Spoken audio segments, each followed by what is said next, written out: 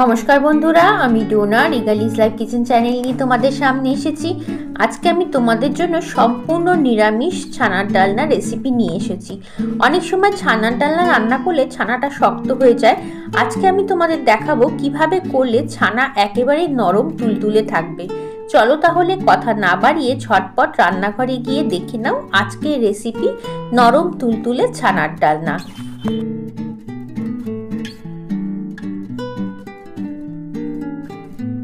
এখানে আমি ঘরে তৈরি 400 গ্রামের মতো ছানা নিয়েছি। ছানাটার মধ্যে আমি 1.5 চামচের মতো বেসন দিয়ে দিচ্ছি। প্রথমে আমি 1.5 চামচ দিচ্ছি। মাখতে মাখতে যদি মনে হয় আমার আর একটু বেসনের দরকার, তাহলে অবশ্যই আর 1/2 চামচের মতো বেসন আমি এর মধ্যে অ্যাড করব। ছানা ডালনা করার জন্য ছানাটাকে খুব ভালো করে মেখে নিতে হবে। আমি যেরকম করে চটকে মাখছি ঠিক সেইভাবে। আরও 1/2 চামচের মতো বেসন আমি এর মধ্যে দিয়ে দিলাম। টোটাল 2 চামচের মতো বেসন নিয়েছি। ছোট চায়ের চামচ যেগুলো থাকে আমাদের বাড়িতে ঠিক সেই চামচের মাপ করে নিলাম। চলো এখন তাহলে খুব ভালো করে চটকে ছানাটাকে মেখে নিই। ছানাটা মাখার সময় আমি কিন্তু আর কিছুই এর মধ্যে অ্যাড করব না। নুনও দেব না, কোনো রকম মশলাও দেব না, কিচ্ছু দেব না। শুধু বেসন দিয়ে খুব ভালো করে ছানাটাকে আমি এইভাবে করে ডলে ডলে মেখে নেব। কেন দিচ্ছি না সেটা আমি পরে তোমাদের বলছি। আগে তোমরা দেখে নাও আমি কিভাবে ছানাটাকে ভালো করে মাখছি।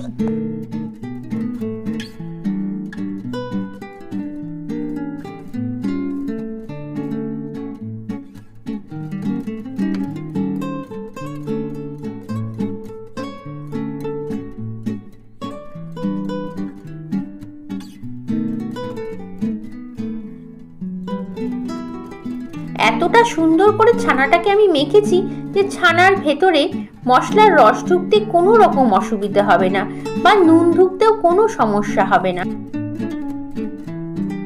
ছানাটাকে দেখো খুব ভালো করে মেখে নিয়েছি, বেশ নরম হয়ে গেছে। এখন আমি ছানার থেকে ছোট ছোট বল তৈরি করব। প্রথমে আমি ছোট ছোট বল তৈরি করে নিচ্ছি, পরে বলগুলোকে আমি শেপ দেব। তোমরা যেরকম ইচ্ছে সেরকম দিতে পারো। আমি টিকিয়া টাইপের শেপ দিচ্ছি।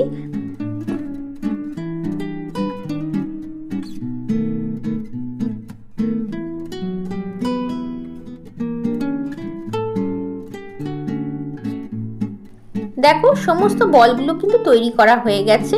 চলো এখন এগুলোকে আমি শেপ দিয়ে নিই। শেপটা কিভাবে দিচ্ছি সেটাও আমি তোমাদের দেখিয়ে দিচ্ছি একটা দুটো করে।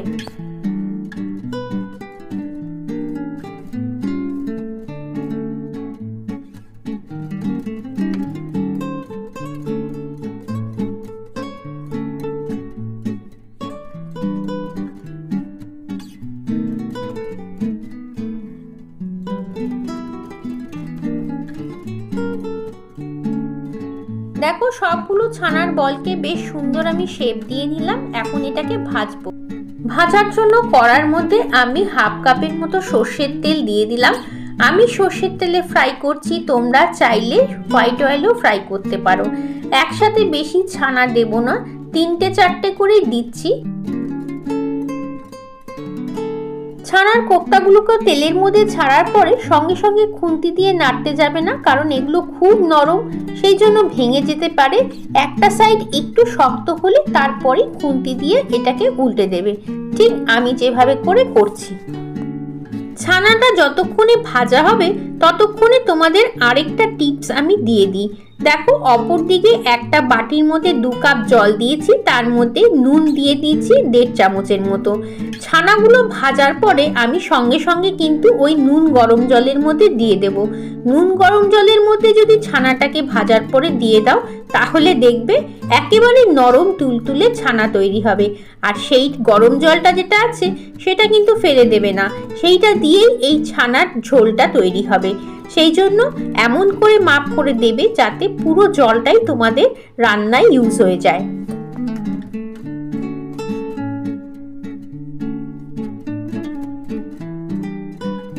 প্রথম ব্যাচের ছানাগুলো যে ভেজেছিলাম সেগুলো সব কিন্তু আমি গরম জলে দিয়ে দিয়েছি। গরম জলে দেওয়ার ফলে ওই ছানার বলগুলো কিন্তু সাইজে ফুলে অনেকটা বড় হয়ে যাবে, আর খেতেও যখন নেবে তখন বেশ সুন্দর নরম তুলতুলে হবে। দেখো এই লটটাও কিন্তু আমার হয়ে গেছে। এখন এগুলোকেও আমি সেই নুন গরম জলের মধ্যে ডুবিয়ে দিচ্ছি। দেখো সবগুলো তো ভাজা হয়েই গেল। নুন জলের মধ্যে যে আগের ছানাগুলো দিয়েছি সেগুলো সাইজে বড় হয়ে গেছে। এখন এটাকে ঢাকা দিয়ে রাখি, ততক্ষণ গ্রেভিটা তৈরি করি। গ্রেভির জন্য আমি প্রথমে আলুটাকে ভেজে নেব। এখানে আমি মিডিয়াম সাইজের একটা আলু নিয়েছি, যেটাকে একটু বড় বড় করে কেটে নিয়েছি। ছানা ভাজা যে তেলটা রয়েছে তার মধ্যে আমি আলুটাকে ভেজে তুলে রাখছি। এতগুলো তেলের আমার দরকার নেই, আমি তেলটাকে উঠিয়ে রেখে দেব। 2 থেকে 3 চামচের মতো তেলেই কিন্তু ছানার ডালনাটা আমার হয়ে যাবে। চলো তাহলে আলুটাকে আগে ভেজে নিই, তারপরে তোমাদের সামনে আবার ফেরত আসছি।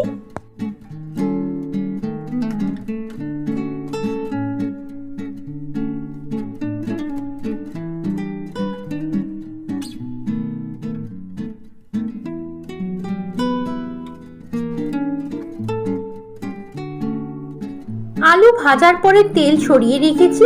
তেলের মধ্যে আমি দিয়ে দিলাম 1 চামচের মতো চিনি আর একটা তেজপাতা। চিনিটা খুব ভালো করে কালার ছাড়তে শুরু করলে তারপরে এর মধ্যে দিয়ে দিচ্ছি 1/2 চামচের মতো গোটা জিরে আর 1/2 চামচের মতো হিং। আমি হিঙের ব্যবহার করেছি। এখন দিয়ে দিচ্ছি 1.5 চামচের মতো আদা আর কাঁচা লঙ্কা বাটা। আদা পেস্টটার মধ্যে আমি একটু ছানা ডোবানো জল দিলাম। এই জলটা যেহেতু গরম জল তাই রান্নায় ব্যবহার করছি। জলের মধ্যে দিয়ে দিচ্ছি একে একে গুঁড়ো মশলা, হলুদ, ধনে গুঁড়ো, জিরে গুঁড়ো, যেগুলো আমাদের রেগুলার মশলা হয় সেই রেগুলার মশলাগুলোই দিচ্ছি। আর কালারটা ভালো আনার জন্য আমি দিয়ে দিচ্ছি এর মধ্যে বেশ খানিকটা কাশ্মীরি লঙ্কার গুঁড়ো। ঝালের জন্য আমি বেশ খানিকটা কাঁচা লঙ্কা বাটা ব্যবহার করেছি, যেটা আমি আদার সাথে দিয়েছি। সেই জন্য আলাদা করে আমি আর ঝাল লঙ্কার গুঁড়ো এর মধ্যে দিচ্ছি না। মশলা কষানোর সময় আমি আরেকটু পরিমাণে গরম জল দেব, আর যতবারই জল ইউজ করব সেই ছানার জলটাই আমি ইউজ করব।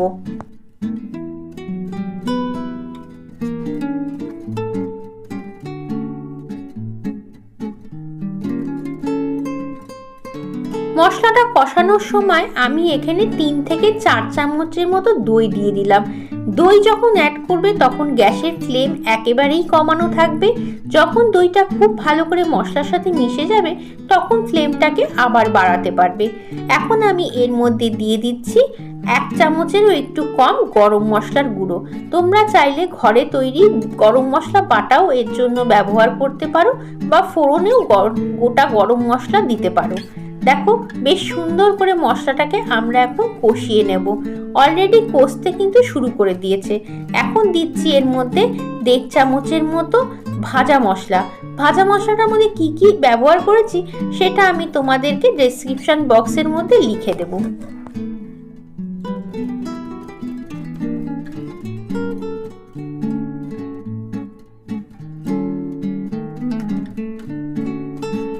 দেখো মশলাটা বেশ সুন্দর করে কষতে শুরু করে দিয়েছে। মশলার থেকে কিন্তু তেলটাও ছাড়া ছাড়া হয়েছে। এখন আমি এর মধ্যে একটা কাঁচা লঙ্কাকে 3-4 টুকরো করে দিয়ে দিলাম। কাঁচা লঙ্কাটার ব্যবহার যার যার ব্যক্তিগত, কারণ ঝালটা তো সবাই সব রকম খায় না।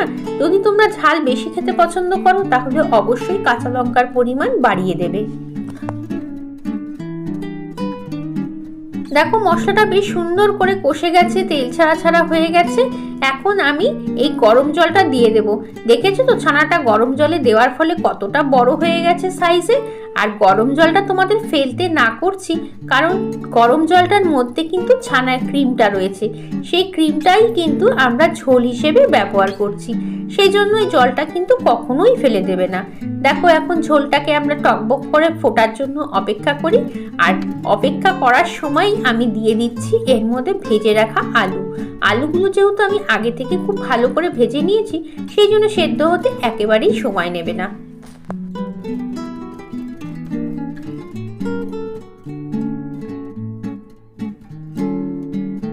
চলো এটাকে ঢাকা দিয়ে আমরা 5-7 মিনিট অপেক্ষা করি।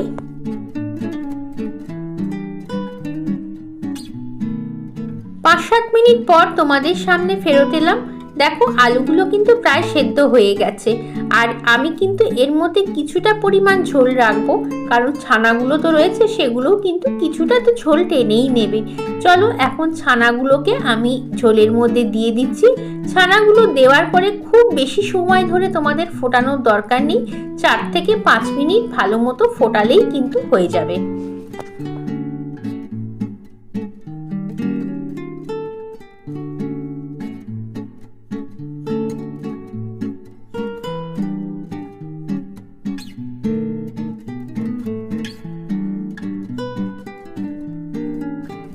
এখন এটাকে খুব ভালো করে ফুটতে দেব। দেখো ফোটা শুরু করে দিয়েছে। আর নিরামিষ রান্না যেহেতু, সেজন্য আমি খানিকটা পরিমাণে ঘি দিলাম। ঘি দিলে ছানার ডালনাটা খুবই ভালো লাগবে খেতে। আর সবার শেষে সামান্য পরিমাণে আর একটু গরম মশলা দিয়ে দিলাম। ব্যাস, এটাকে আমি এখন ঢাকা দিয়ে অল্পক্ষণ সময়ের জন্য ফুটতে দেব, যাতে গরম মশলার গন্ধটা ঠিকঠাক বজিয়ে থাকে। 10 মিনিট পর ফেরত এলাম। দেখো ছানার ডালনা একেবারে তৈরি। চলো এটাকে পরিবেশন করে দিই। এই দেখো তৈরি হয়ে গেছে নরম তুলতুলে ছানার ডালনা। এইভাবে যদি তোমরা ছানার ডালনা বানাও তাহলে এতটাই নরম হবে যে মুখে দিলে মিলিয়ে যাবে। একবার এই রেসিপিটা ফলো করে বানিয়ে দেখো, তোমরাও আমার সঙ্গে সঙ্গে একমত হবে। কেমন লাগলো এই রেসিপি? যদি ভালো লাগে অবশ্যই লাইক, কমেন্ট, শেয়ার করো। নতুন বন্ধু হয়ে থাকলে চ্যানেলটাকে সাবস্ক্রাইব করে নিও। চলো তাহলে আজকের মতো তোমাদের কাছ থেকে বিদায় নিচ্ছি। আবার আসবো অন্য একটা সুন্দর রেসিপি নিয়ে। ততক্ষণ তোমরা সবাই ভালো থেকো এবং সবাইকে টাটা।